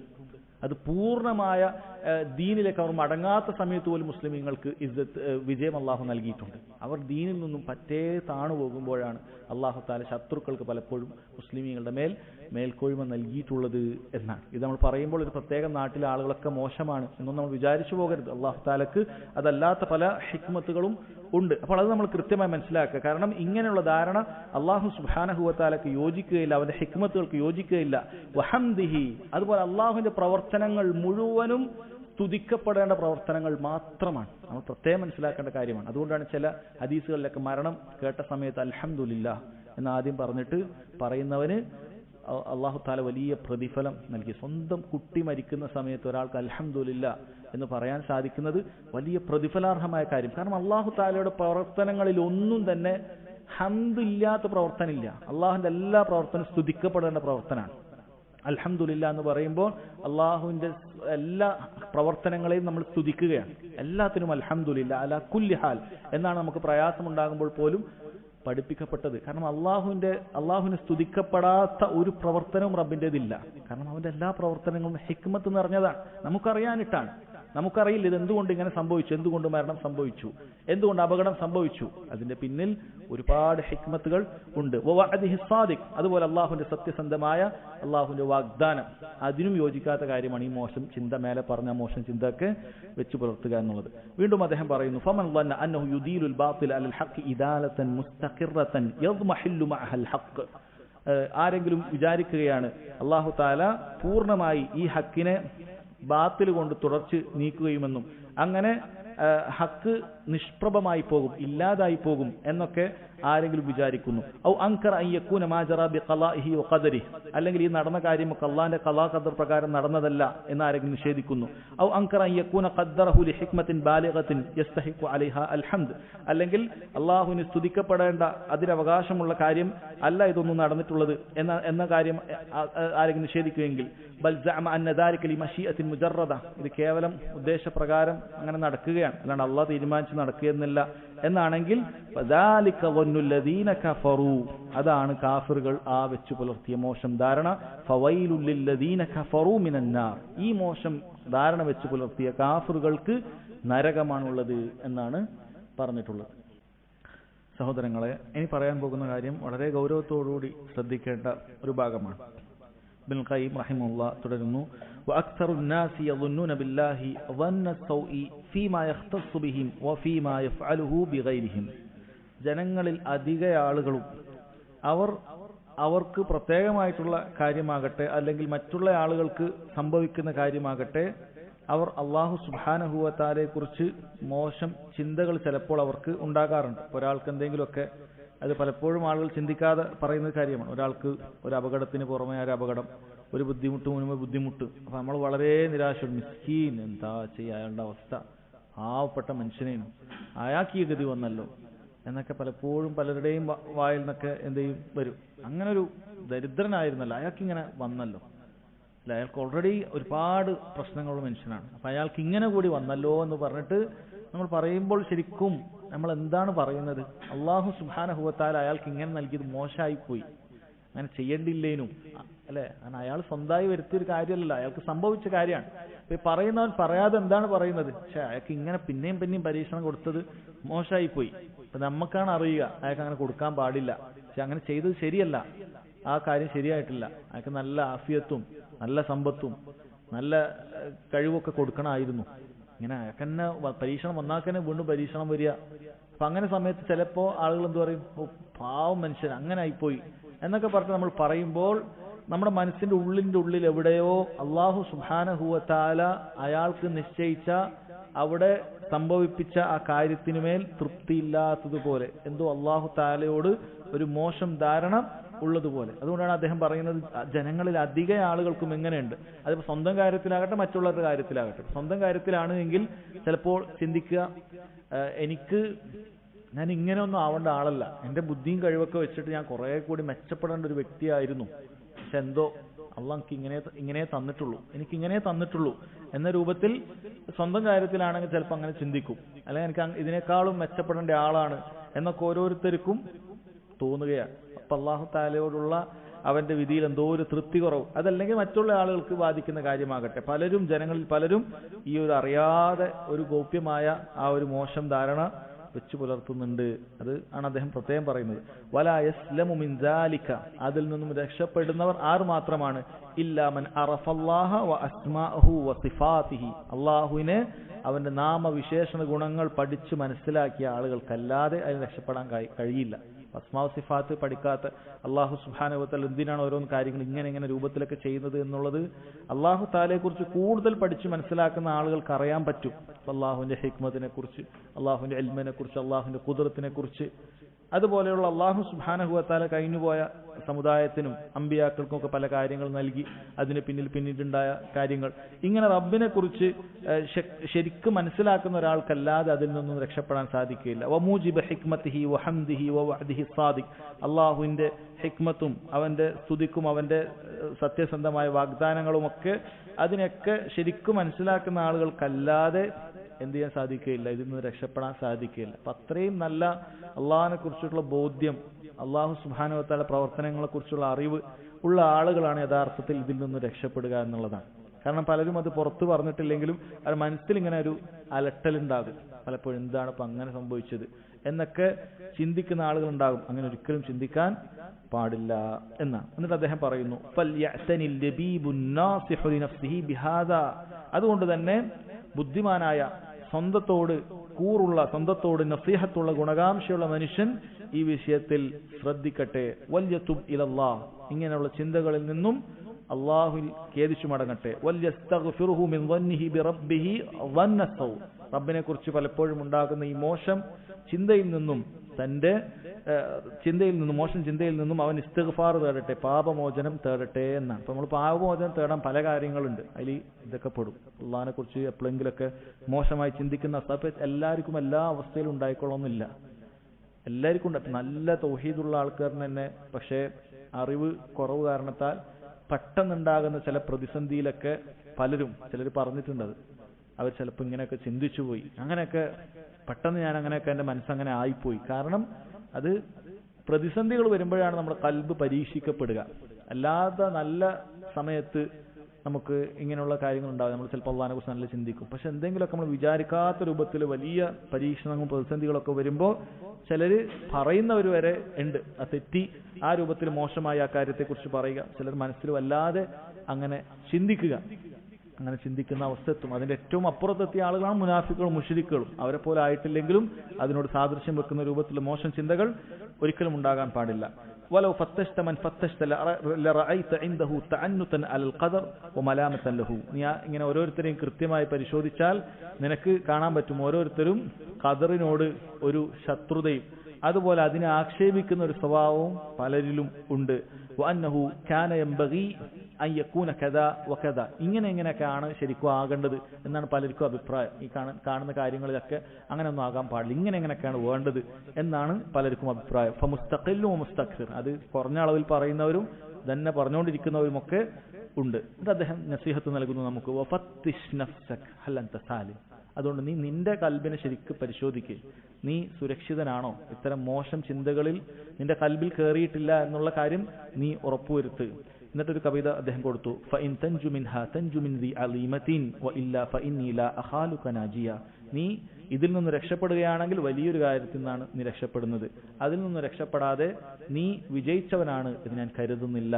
ഇൻതഹ കലാമുഹു റഹിമഹുല്ലാഹു തആല. അദ്ദേഹത്തിന്റെ വാക്ക് ഇവിടെ അവസാനിച്ചു. അപ്പൊ അദ്ദേഹം മുഹമ്മദ് അബ്ദുൽ വഹാബ് റഹിമഹുല്ലാ എനിക്ക് തോന്നുന്നു കിതാബ് തൗഹീദിൽ ഇത്രയും വലിയൊരു ഇബാറത്ത് അദ്ദേഹം കൊടുത്തിട്ടില്ല. കാരണം അദ്ദേഹത്തിന്റെ ശൈലി നമുക്കറിയാം. ഖാല അല്ലാഹു വഖാല റസൂലുഹു സല്ലല്ലാഹു അലൈഹി വസല്ലം സഹാബത്തിന്റെ ചെറിയ തഫ്സീറുകളാണ്. ആദ്യമായിട്ടാണ് ഇത്രയും ഒരു പേജ് നിറയെ വാക്ക് കൊടുത്തിട്ടുള്ളത്. കാരണം ഇത് വലിയൊരു കാര്യമായതുകൊണ്ടായിരിക്കണം. കാരണം ജനങ്ങളിൽ പലരും ഈ ഖദറിന്റെ വിഷയം നമ്മൾ ചിലപ്പോൾ നമ്മളെ കുറിച്ച് നല്ലതാണ്, നമുക്ക് അങ്ങനൊന്നും ഇല്ല എന്ന് വിചാരിക്കുന്നുണ്ടാവും. പക്ഷെ നമ്മുടെ കൽബിൽ നമുക്ക് ഈ രൂപത്തിൽ റബ്ബിന്റെ ഏതെങ്കിലുമൊക്കെ ഒരു പ്രവർത്തനത്തിൽ, റബ്ബിന്റെ ഏതെങ്കിലുമൊക്കെ തീരുമാനത്തിൽ ചെറിയൊരു പ്രതിഷേധം മനസ്സിന്റെ ഉള്ളിൽ ഉണ്ടാവുകയും അങ്ങനെ ഒരു മോശം ചെറിയ രൂപത്തിലെങ്കിലും ധാരണ ഉണ്ട് എങ്കിൽ നമ്മൾ ഓരോരുത്തരും അത് കൽബിനെ പരിശോധിച്ച് തിരുത്തണം എന്ന ഒരു നസീഹത്ത് ഉമ്മത്തിന് നൽകാനായിരിക്കണം അദ്ദേഹം ഈ വലിയൊരു ഇബാറത്ത് ഈ അധ്യായത്തിൽ ഉൾപ്പെടുത്തിയത് എന്ന് കരുതുന്നു. അല്ലാഹു സുബ്ഹാനഹു വ തആല നമ്മുടെ കൽബ് അവന് നന്നായി തൃപ്തിപ്പെടുന്ന, അവനോട് ഏറ്റവും നല്ല വിചാരം വെച്ച് പുലർത്തുന്ന കൽബുകളാക്കി മാറ്റുമാറാകട്ടെ. اللهم اغفر لنا ذنوبنا كلها دقها وجلها سرها وعلانيتها صغيرها وكبيرها يا ارحم الراحمين. ربنا تقبل منا انك انت السميع العليم وتب علينا انك انت التواب الرحيم. ربنا آتنا في الدنيا حسنة وفي الآخرة حسنة وقنا عذاب النار. والله تعالى أعلم وصلى الله على نبينا محمد وعلى آله وصحبه وسلم. سبحانك اللهم وبحمدك أشهد أن لا إله إلا أنت أستغفرك وأتوب إليك.